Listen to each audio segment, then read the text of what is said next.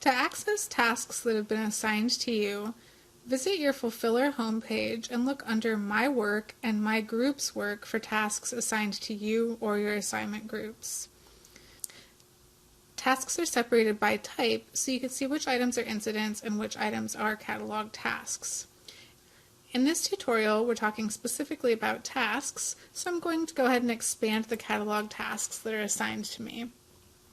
From here, you can view basic information about the task, and you can use the information icon to view more detailed information. Click on the task number to view the full task. From here, you can see who the task is assigned to and what group they're in. If an affected CI has been indicated, it will be displayed in that field. If there isn't one indicated, I would highly recommend adding one. This is because having a CI entered in the affected CI field will make it much easier to report on what types of requests you're receiving. You can also change the state to work in progress as soon as you start working on the task to make sure that another user doesn't pick it up. You can view the requested for user, and hovering over the information icon will give you more information about that user. And then you can view the details of the request they submitted.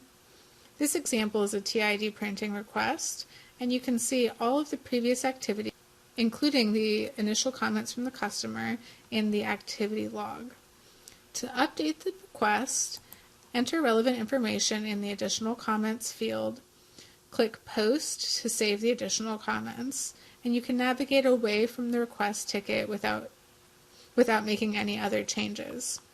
If you need to make multiple changes, for example, changing the state and adding additional comments, use the Save button at the top of the screen instead of the Post button. Customers will receive notification of any information entered in the additional comments field. Once you've completed the request, make sure that you've entered all relevant information for the customer in that field.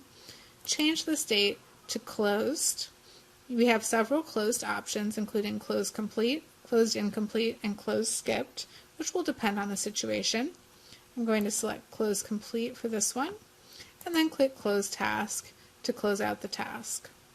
Once a task is closed, it cannot be reopened, so be sure that the task is completed before closing it out.